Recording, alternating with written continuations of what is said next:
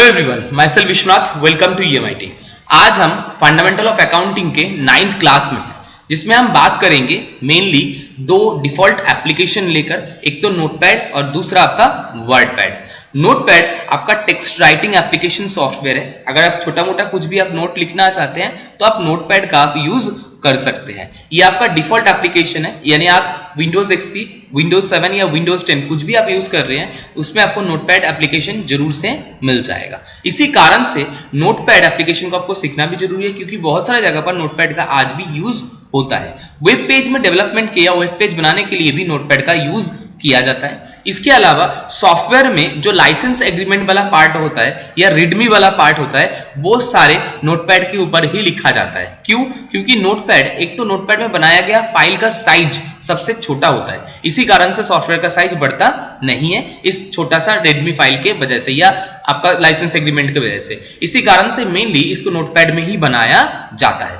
इसके अलावा दूसरा कहानी जो है कि नोटपैड सबके पास एक डिफॉल्ट प्रोग्राम है, मतलब किसी के पास कोई भी सिस्टम सॉफ्टवेयर हो उसके पास नोटपैड तो रहेगा ही रहेगा। इसका मतलब ये हो गया सॉफ्टवेयर में जो रीडमी वाला पार्ट होगा या लाइसेंस एग्रीमेंट वाला पार्ट होगा वो सभी पढ़ पाएंगे, इसीलिए इसको नोटपैड के ऊपर डेवलप किया जाता है। उसके बाद हम देखेंगे वर्डपैड, क्योंकि नोटपैड में कुछ दिक्कत भी है। क्या दिक्कत है कि नोटपैड में अगर आप चाहे कोई फॉर्मेटिंग वगैरह देना तो आपको पर्टिकुलर एक के ऊपर या एक लाइन या एक पैराग्राफ के ऊपर फॉर्मेटिंग यहां पर नहीं दे पाएंगे। आपका जो भी फॉर्मेटिंग अप्लाई होगा वो पूरे नोटपैड एप्लीकेशन के पूरे डाटा के ऊपर चेंजेस हो जाएगा। वही जगह पर अगर आप पर्टिकुलर किसी एक लाइन या पैराग्राफ के ऊपर फॉर्मेटिंग चाहते हैं तो उसके लिए आपको वर्डपैड एप्लीकेशन का यूज करना पड़ेगा। नोटपैड का अपर वर्जन आपका वर्डपैड है, जो text writing, text modification and formatting software भी है, यानी टेक्स्ट राइट भी कर सकते हैं, मॉडिफाई भी कर सकते हैं, साथ में फॉर्मेटिंग भी आप कर सकते हैं। तो चलिए सबसे पहले हम बात कर लेते हैं नोटपैड के लेकर, बाद में हम वर्डपैड लेके बात करेंगे।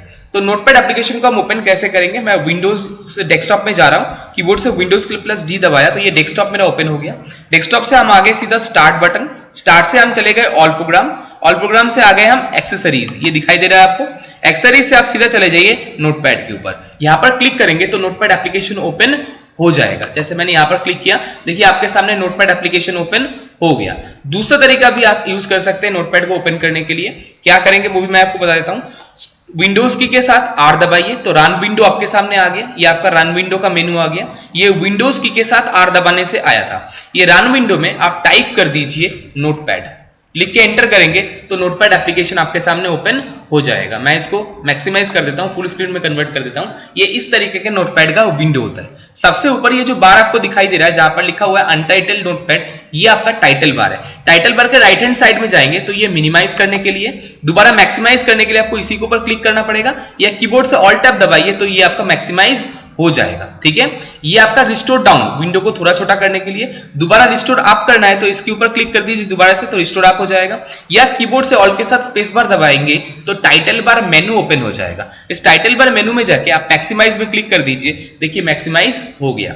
एग्जिट करने के लिए आप यहाँ पर एग्जिट बटन में क्लिक कर सकते हैं या क्लोज बटन पे, या कीबोर्ड में ऑल्ट के साथ F4 दबा के भी इस एप्लीकेशन को आप बंद कर सकते हैं। अभी ऊपर आप देख रहे हैं टाइटल बार के जस्ट नीचे आप देखिए यहाँ पर file edit format view help लिखा हुआ है। ये जिस बार के ऊपर लिखा हुआ है इसको आप मेनू बार बोलते हैं, इसको हम मेनू बार बोलते हैं। और मेनू बार के अंदर अगर आप क्लिक करेंगे तो इसका रिलेटेड डिटेल आपको दिखना स्टार्ट हो जाएगा, यानी मेनू एक्सपेंड हो जाएगा। कुछ इस तरीके से दिखाई दे रहा है। ठीक है, आपको यहाँ पर जो भी काम करना है इस मेनू बार से आप सारे काम यहाँ पर कर सकते हैं। नियर अबाउट जो भी यहाँ पर दे रखे हैं वो सारा काम अवेलेबल है यहाँ पर।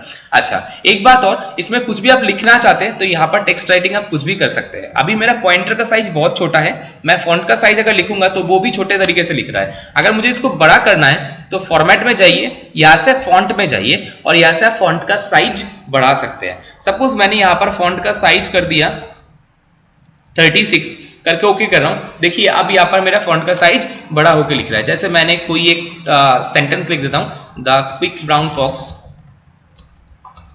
जंप्स ओवर द,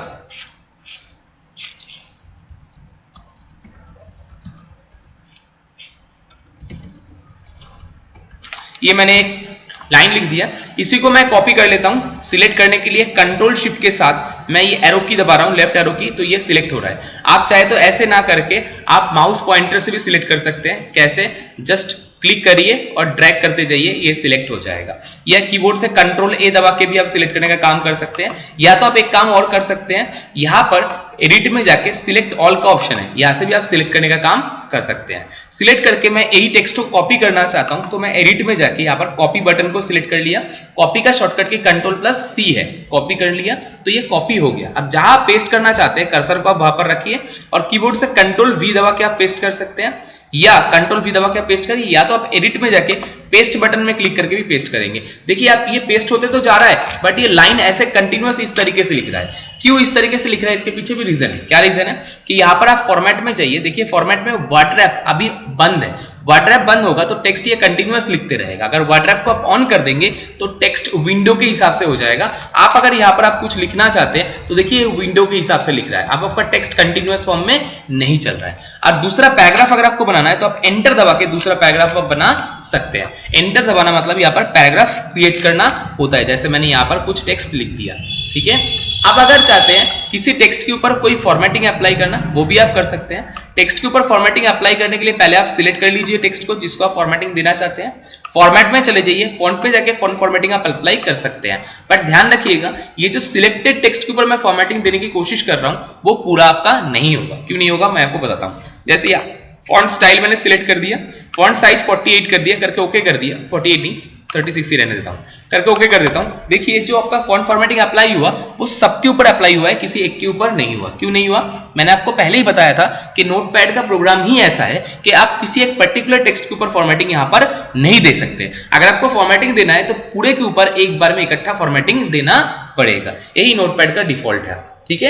अगर आप चाहते हैं पूरे के ऊपर फॉर्मेटिंग देना तो आपको नोटपैड ही यूज करना पड़ता है, इसमें पर्टिकुलर के ऊपर फॉर्मेटिंग का कोई कहानी नहीं होता। ये मैंने कहां से दिखाया था, फॉर्मेट से, फॉन्ट से। फॉन्ट में जाके मैं दोबारा फॉन्ट फॉर्मेटिंग को डिफॉल्ट कर देता हूं। कहां से करेंगे, एक डिफॉल्ट फॉर्मेटिंग यहां से एरियल वाला ले लेते हैं, ओके कर देते हैं। देखिए वैसे ही आपके पास फॉन्ट फॉर्मेटिंग आ जाएगा, ठीक है। एरियल की जगह एरियल अल्टरनेटिव एरियल ब्लैक आप कुछ भी ले सकते हैं जैसा आपको ठीक लगे। रेगुलर मतलब नॉर्मल होता है, ऑक्यूपाई करेंगे तो थोड़ा सा तिरछा हो जाएगा, बोल्ड करेंगे तो थोड़ा मोटा हो जाएगा, और बोल्ड के साथ ऑक्यूपाई करेंगे तो बोल्ड भी हो जाएगा और थोड़ा तिरछा भी हो जाएगा। जैसे मैं आपको करके दिखा रहा हूँ, देखो बोल्ड भी है और थोड़ा तिरछा भी हो गया है ना। मैं रेगुलर फॉन्ट ले लेता हूँ, लेके ओके कर देता हूँ तो रेगुलर स्टाइल में फॉन्ट आपके सामने दोबारा से जैसे था वैसा ही दिखना स्टार्ट हो गया। ये मैंने कहां से किया था, फॉन्ट फॉर्मेटिंग से। मैंने आपको ये दिखाने की कोशिश किया कि आप फॉन्ट फॉर्मेटिंग तो अप्लाई कर सकते हैं बट सिलेक्टेड टेक्स्ट बोल के कुछ नहीं होता, यहाँ पर जो भी होगा ओवरऑल सबके ऊपर ही होगा, ठीक है। तो ये आपको समझ में आ गया। कोई टेक्स्ट को सिलेक्ट करके कट करने या कॉपी करने का काम आपने देख लिए थे। सिलेक्ट करेंगे टेक्स्ट को, एडिट में जाके आप इसको कट करना चाहे तो कट भी कर सकते हैं, अगर पेस्ट करना चाहे तो जहां पर पेस्ट करना है कर्सर को आप वहीं पर रखिए और सीधा एडिट में जाके पेस्ट बटन में क्लिक कर दीजिए या शॉर्टकट की यूज कीजिए Ctrl+V, तो जो भी आपने कॉपी किए थे वो आपका पेस्ट हो जाएगा। तो आपने कट कॉपी पेस्ट ऑप्शन देख लिया। अगर आप कोई पर्टिकुलर टेक्स्ट को डिलीट करना चाहते हैं आप इसको सिलेक्ट कर लीजिए। सिलेक्ट करके डिलीट करने के लिए सीधा डिलीट की का यूज कर सकते हैं या एडिट में जाके आप डिलीट बटन को क्लिक करके भी आप डाटा डिलीट कर सकते हैं। ये आपने कहां से किए, एडिट से किए। तो एडिट में आपने कट कॉपी पेस्ट डिलीट ये तीनों ऑप्शन आपने देख लिए। इसमें एक ऑप्शन है फाइंड। अगर आप इस टेक्स्ट में से, जैसे मैं इसको एक बार डिलीट कर देता हूं सिलेक्ट करके, मैं दोबारा से टाइप कर लेता हूं,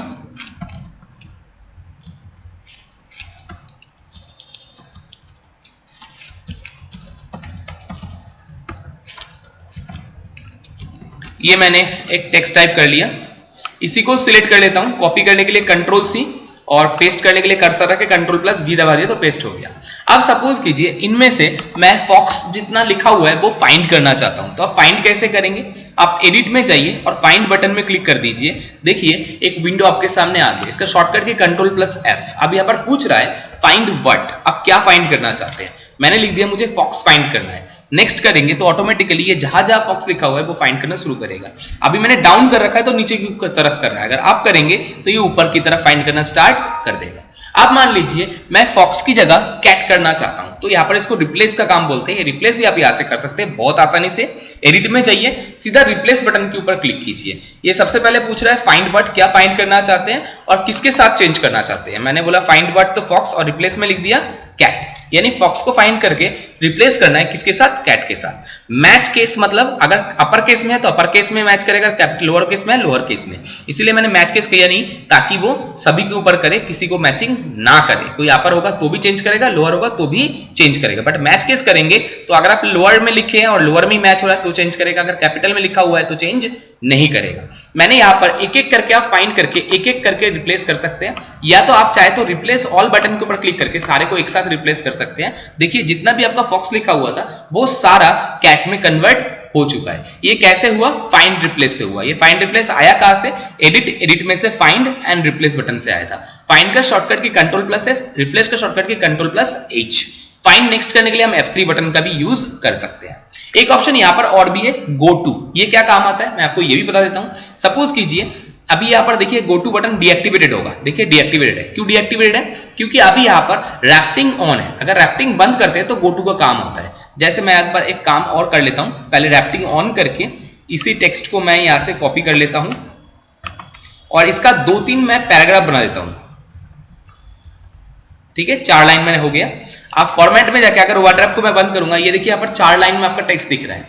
अब 4 लाइन में से आप किसी भी एक पर्टिकुलर लाइन नंबर में जाना चाहते हैं तो आप क्लिक करके जा सकते हैं। यह तो 4 ही लाइन है, बट ऐसे 250 लाइन होता और किसी एक पर्टिकुलर कमांड लाइन में आप जाना चाहते हैं तो कैसे होता?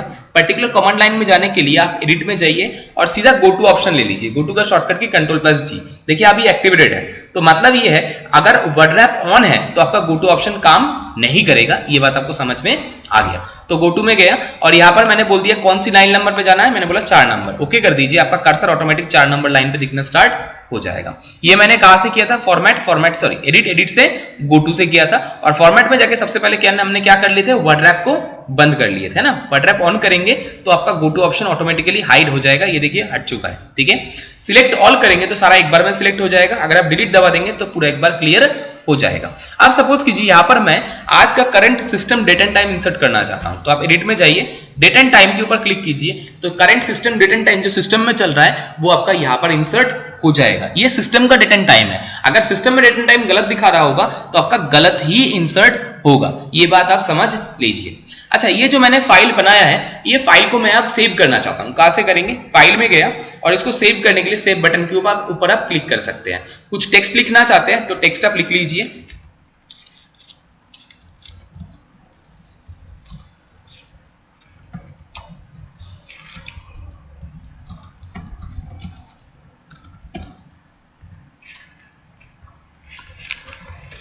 ये मैंने एक टेक्स्ट टाइप कर लिया, इसको कॉपी पेस्ट कर लेता हूं।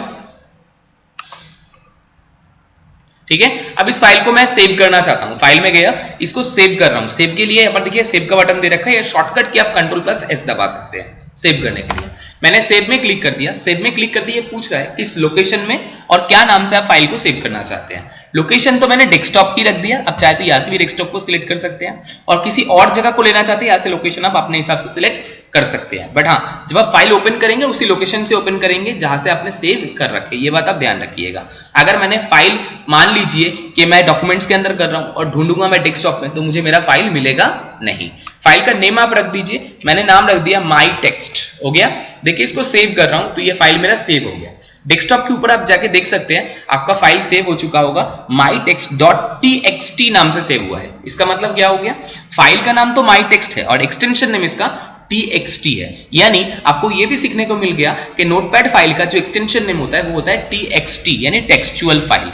इस फाइल के ऊपर अगर आप डबल क्लिक करेंगे तो नोटपैड एप्लीकेशन दोबारा से ओपन हो जाएगा। या तो आप एक काम कर सकते हैं कि आप नोटपैड एप्लीकेशन को ओपन कर लीजिए और उसमें आप वो फाइल को ओपन कीजिए। कैसे ओपन करेंगे? फाइल में जाइए, यहां से ओपन में क्लिक कीजिए और उस पर्टिकुलर फाइल को आप सिलेक्ट कर लीजिए। मैंने सेव कहां पर किया था? डेस्कटॉप के ऊपर ही किया था और नाम था माई टेक्स्ट। अब इसको अगर ओपन कर लूंगा वो फाइल आपका ओपन हो जाएगा, जो मैंने कहां से किया था? ओपन से।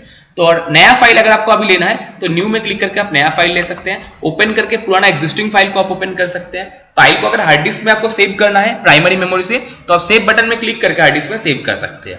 एक ही फाइल का 2 नाम से सेव करना चाहते हैं या जो भी चेंजेस हुआ है उसको अलग नाम से सेव करना चाहते हैं या लोकेशन अलग करना चाहते हैं, तो उस केस में आप सेव एज बटन का यूज कीजिए। पेज सेटअप पेज का सेटिंग देखने के लिए काम आता है, बट अभी आपको यहाँ पर पेज सेटअप कुछ भी नहीं करना। ये पेज सेटअप आप माइक्रोसॉफ्ट वर्ड में जाके देखेंगे।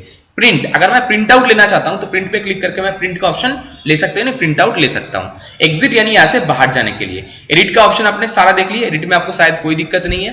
फॉर्मेटिंग में वर्डरैप भी आपने देख लिया, फॉन्ट भी आपने देख लिए। व्यू में एक ऑप्शन है स्टेटस बार, ये तभी दिखेगा जब वर्डरैप बंद होगा। आप वर्डरैप को बंद कर दीजिए। अब आप चाहे तो व्यू में जाके स्टेटस बार को अन या बंद कर सकते हैं। अब आप स्टेटस बार को ऑन करेंगे तो नीचे आपका स्टेटस बार दिखा रहा है, जिसमें दिखा रहा है लाइन 1 कॉलम 1, जहां पर मेरा प्रेजेंटली कर्सर है वो आपको यहां पर दिखा रहा है। एक काम करता हूं, मैं कोई ओपन कर लेता हूं पुराना फाइल को।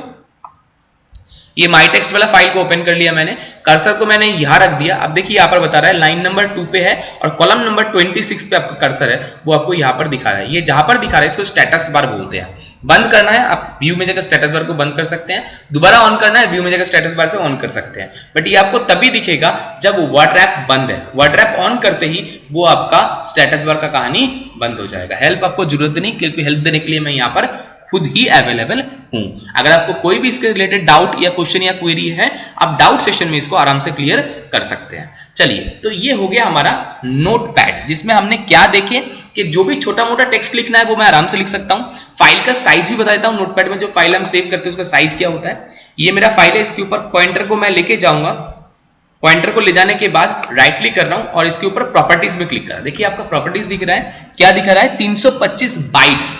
325 बाइट्स, बाइट्स का मतलब आपको पता ही है ना, 8 घर डिजिट जो आपको दिखाया था, 8 बिट लेकर 1 बाइट बनता है। ऐसे ही 325 बाइट यहाँ पर इसने जगह लिया है। जब हार्ड डिस्क में सेव हुआ तो मिनिमम स्पेस जो है वो 4 KB का होता है, तो 4 किलोबाइट जगह इसने ले रखा है। ये फाइल कब क्रिएट किया गया था वो सब आपको यहाँ पर दिखा रहे हैं। ये हम फाइल प्रॉपर्टीज में भी आपको सिखाएंगे। तो चलिए, ये आपने देख लिया फाइल का साइज कितना छोटा ले रखा है। क्यों? क्योंकि आपने कौन सा एप्लीकेशन सारा काम में लिए थे, नोटपैड। यही फाइल अगर मैं वर्डपैड में बनाऊंगा तो साइज थोड़ा सा और ज्यादा होगा, माइक्रोसॉफ्ट वर्ड में बनाऊंगा तो और भी ज्यादा बड़ा बनेगा, है कि नहीं। तो चलिए, ये तो आपका नोटपैड हो गया। अब नोटपैड का जो आपका अपर वर्जन है मैं आपको उसमें ले जाना चाहता हूं, जिसका नाम है वर्डपैड। अब मैं आपको वर्डपैड एप्लीकेशन दिखाना चाहता हूं। नोटपैड में आपने एक प्रॉब्लम देखे थे कि अगर आप पर्टिकुलर एक टेक्स्ट के ऊपर फॉर्मेटिंग देना चाहते हैं या एक लाइन के ऊपर फॉर्मेटिंग देना चाहते हैं तो वो यहां पर पॉसिबल नहीं है। बट जब आप वर्डपैड में जाएंगे तो आपको देखने को मिलेगा आप पर्टिकुलर एक लेटर, एक टेक्स्ट, एक पैराग्राफ या एक लाइन के ऊपर यहां पर आप फॉर्मेटिंग दे सकते हैं। तो चले हम वर्डपैड में चलते हैं। वर्डपैड कैसे ओपन करेंगे, स्टार्ट में चले गए, स्टार्ट से हम चले गए ऑल प्रोग्राम, ऑल प्रोग्राम से आ गए हम एक्सेसरीज, एक्सेसरीज से आ गए हम वर्डपैड। देखिए नीचे लिखा हुआ है वर्डपैड, क्लिक करेंगे तो आपको वर्डपैड एप्लीकेशन ओपन हो जाएगा। या तो आप एक काम कीजिए, विंडोज की के साथ R दबाइए तो रन विंडो आपके सामने आ जाएगा और इसमें टाइप कीजिए वर्डपैड, लिख के एंटर करेंगे तो वर्डपैड एप्लीकेशन ओपन हो जाएगा। या तो वर्डपैड की जगह आप विंडोज की प्लस R दबा के अगर राइट भी लिखते हैं तो भी आपका वर्डपैड एप्लीकेशन ओपन हो जाता है।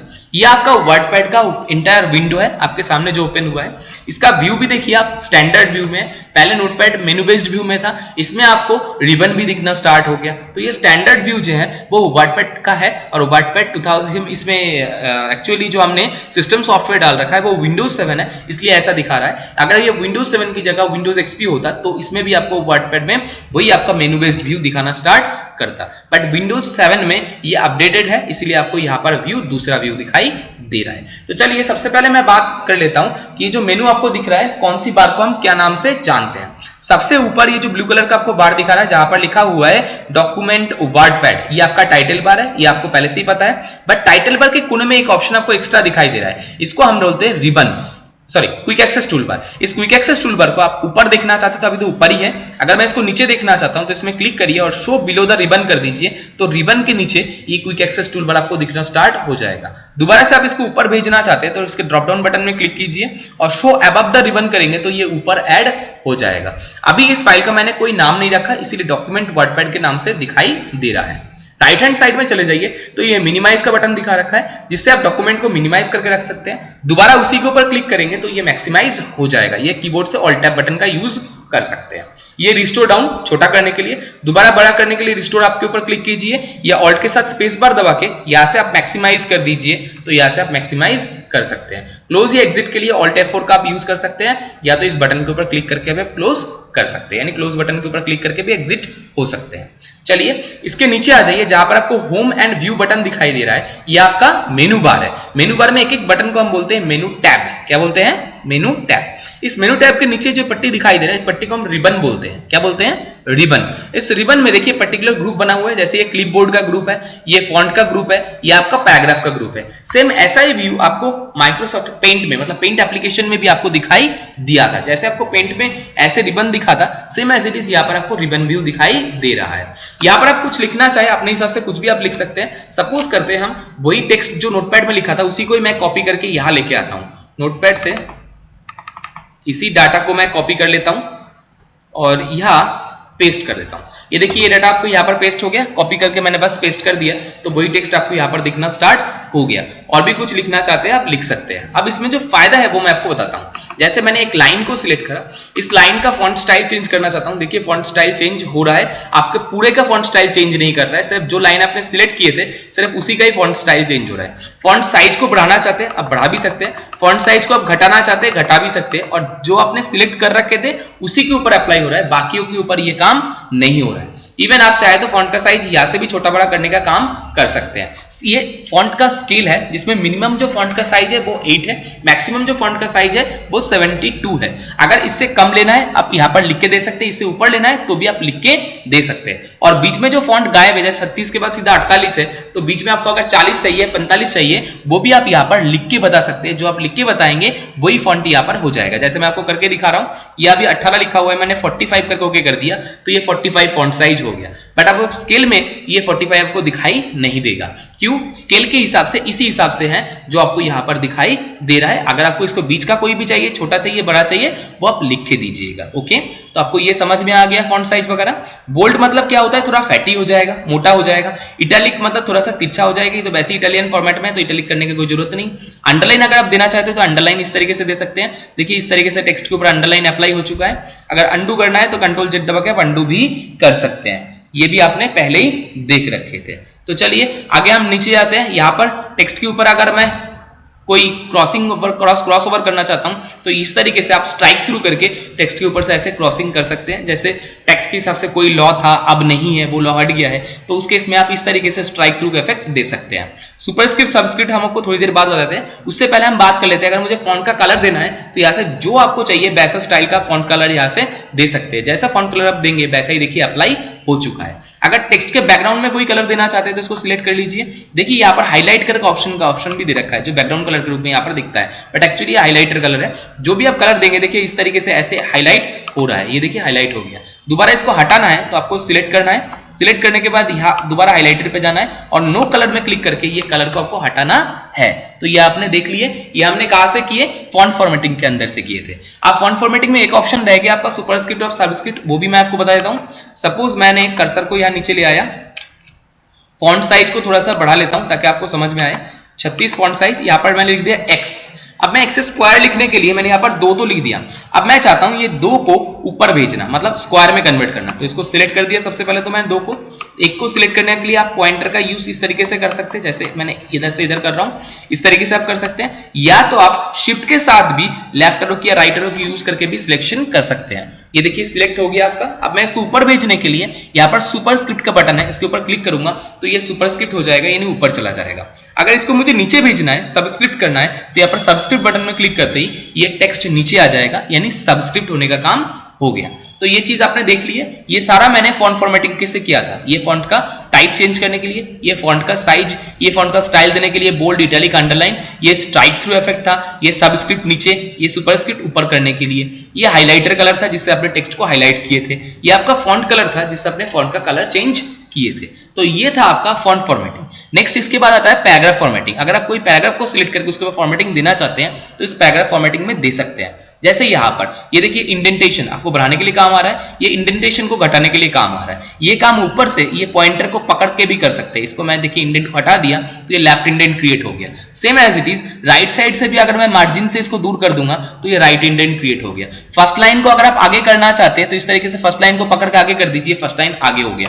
अगर आप पीछे करना चाहते हैं इसको खींच के पीछे कर दीजिए तो फर्स्ट लाइन पीछे हो जाएगा। दोबारा से अगर बराबर में रख देंगे तो दोनों फर्स्ट लाइन एंड बाकी लाइन सेम जगह पर आ जाएगा। ये मैंने इंडेंटेशन से किया था। ये इंडेंटेशन आप यहां से भी कर सकते हैं, चाहे तो मैन्युअली ये इंडेंट हैंडल को पकड़ के भी आप इंडेंट का एडजस्टमेंट कर सकते हैं। इसके अलावा नेक्स्ट मैं आपको ले जाता हूं बुलेट के ऊपर। यहाँ पर डिफरेंट स्टाइल का बुलेट दिखा रखा है, यानी पैराग्राफ का मार्क दिखा रखा है। जो पैराग्राफ का मार्क आपको पसंद है जस्ट सिलेक्ट कीजिए, वही पैराग्राफ का मार्क स्टाइल आपको यहाँ पर दिखना स्टार्ट हो जाएगा। लाइनों के बीच में जो स्पेस है वो आप यहाँ से बढ़ा भी सकते हैं, घटा भी सकते हैं। ये देखिए अभी 1.15 लाइन पे है, इसकी जगह पर मैं 2 लाइन कर दिया तो लाइन के बीच का स्पेस बढ़ जाएगा, 2 लाइन के बराबर स्पेस आ गया। अगर हम इसे घटा के 1 लाइन कर दूंगा तो 1 लाइन के बराबर स्पेस में कन्वर्ट हो गया। ये मैं कहां से कर रहा हूं? लाइन स्पेसिंग से कर रहा हूं। जो टेक्स्ट मैंने लिखा है, अगर मैं इस टेक्स्ट को लेफ्ट अलाइनमेंट में रखा है अभी जैसे, यानी जो भी आप टेक्स्ट लिखेंगे वो आपका लेफ्ट साइड से होगा। अगर आप चाहते हैं लेफ्ट की जगह ये सेंटर से हो तो ये सेंटर अलाइनमेंट कर दीजिए। आप जो भी टेक्स्ट लिखेंगे देखिए सेंटर में लिख रहा है। इसी जगह अगर मैं उर्दू की तरह राइट साइड से चाहता हूं तो यहां से राइट अलाइनमेंट कर दीजिए।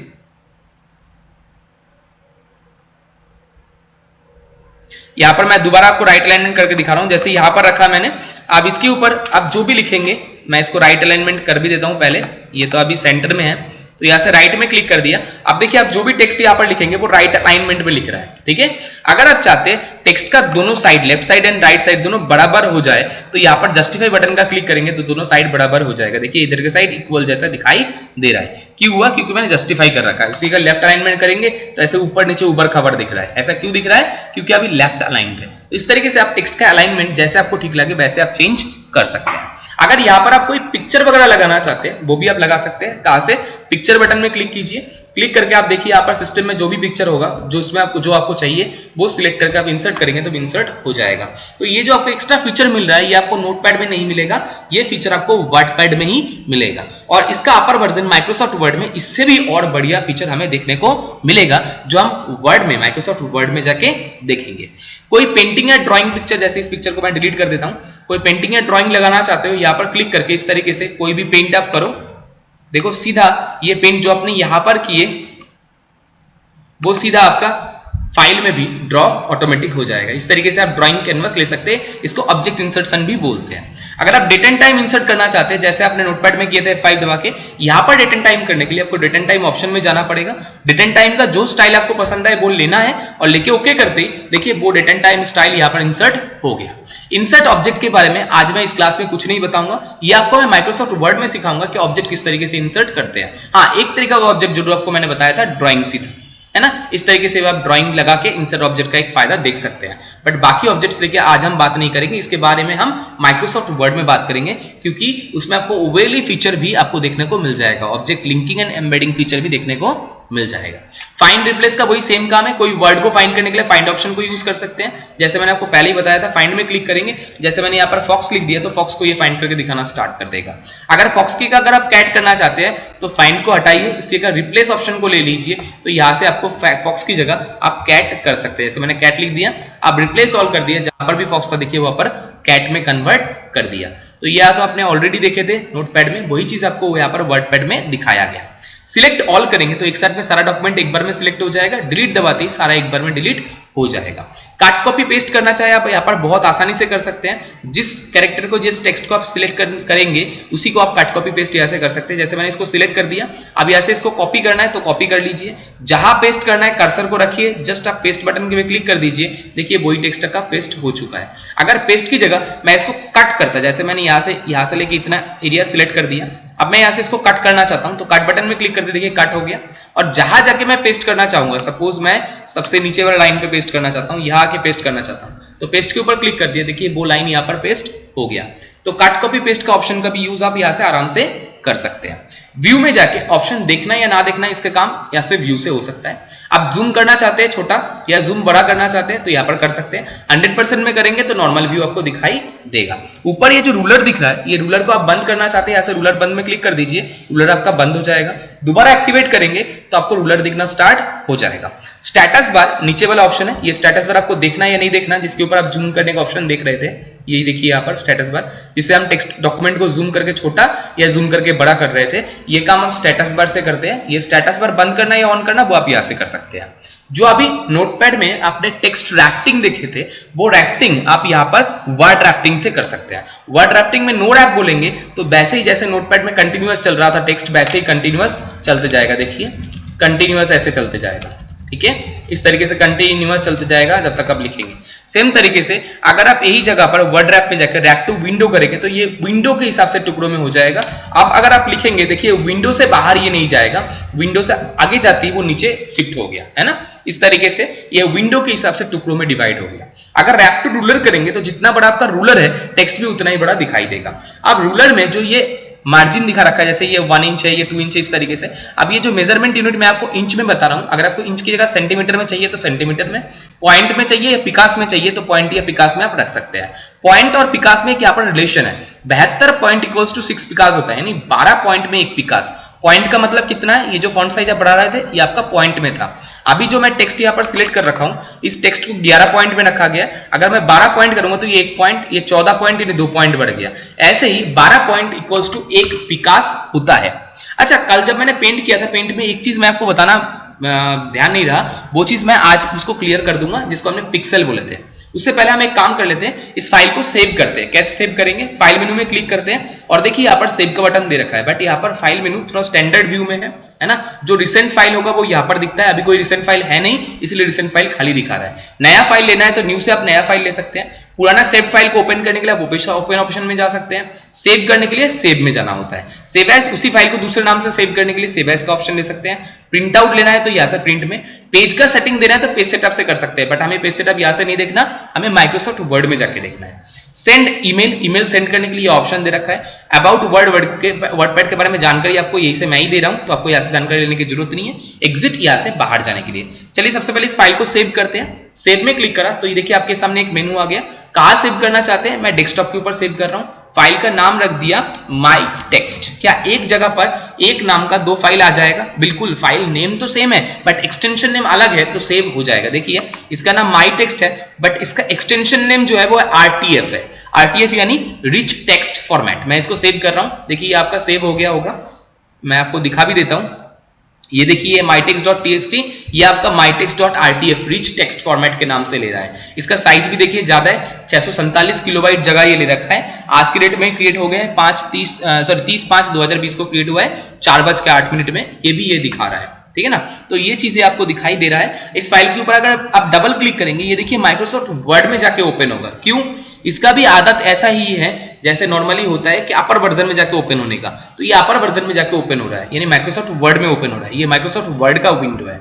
अगर मैं इसको चाहता हूं वर्डपैड में ओपन करना, तो 2 तरीके से आप ओपन कर सकते हैं। एक तो वर्डपैड ओपन करके, जैसे मैं अभी करके दिखा रहा हूं, सीधा मैंने वर्डपैड को ओपन किया, फाइल में गया, जाके यहां से ओपन में क्लिक करके मैं उस फाइल को सिलेक्ट करूंगा जो फाइल को मुझे ओपन करना है, जो मैंने डेस्कटॉप में रखा था। जब डेस्कटॉप में गया और ये माई टेक्स्ट वाला फाइल को ओपन कर लिया तो वो मेरा फाइल ओपन कर दिया वर्डपैड के अंदर। एक तरीका ये था, या तो दूसरा तरीका आप ऐसे कर सकते हैं, फाइल के ऊपर राइट क्लिक कीजिए।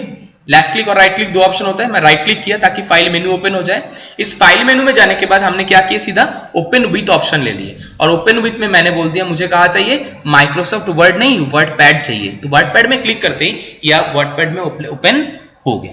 तो ये था आपका वर्डपैड का पूरा डिटेल जो आपने अभी तक देखे है। अब मैं वो काम दिखाता हूं जो आपका कल रह गया था, मैं आपको कल बताया नहीं था या स्किप हो गया था, माइंड स्लिप हो गया था मेरा, तो आज मैं उसको भी दिखा देता हूं। मैंने कल आपको एक बार बताया था pixel, what is pixel, pixel होता क्या है, वो मैं आज आपको यहां पर दिखाने जा रहा हूं। अब ध्यान से देखो, बहुत अच्छी तरीके से समझ में आ जाएगा। मैं आपके सामने 2 लाइन ड्राइंग कर रहा हूं।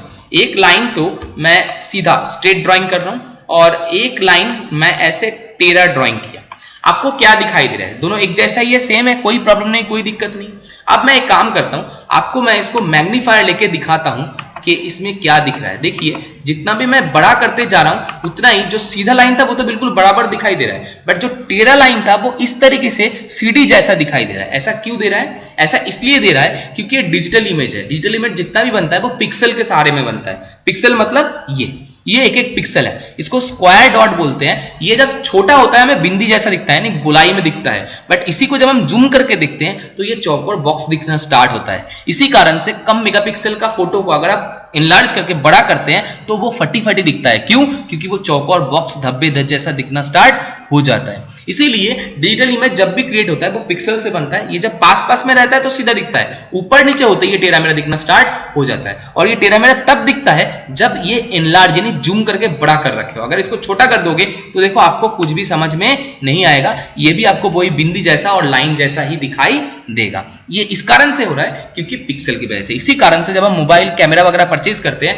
हमेशा ज्यादा मेगापिक्सल का कैमरा ज्यादा प्रेफर करते हैं। क्यों? जितना ज्यादा मेगापिक्सल होगा उसमें पिक्सल का संख्या उतना ज्यादा होगा। पिक्सल का संख्या जितना ज्यादा होगा तो पिक्सल का साइज उतना ही छोटा होगा। तो जितना छोटा होगा बाद में अगर मैं बड़ा भी करूंगा पिक्चर को तो वो पिक्चर का वो बॉक्स दिखाई देगा नहीं, तो वो फटा फटा नहीं दिखेगा। नहीं तो क्या होगा, जैसे तुम लोग बोलते हो ना पिक्चर ही फट गया, ऐसे लग रहा है या अजीब सा लग रहा है या ग्लेज खत्म हो गया, वो सब चीज आपको देखने को मिलेगा। ठीक है, तो ये कहानी रहा पिक्सल का जो आपने देखे हैं। तो यहां तक आपको समझ में आ गया होगा। फिर भी अगर आपको कोई डाउट या क्वेरी है आप डाउट सेशन में इसको जरूर से क्लियर कर लेना। ठीक है, थैंक यू, जय हिंद। आज के लिए इतना ही।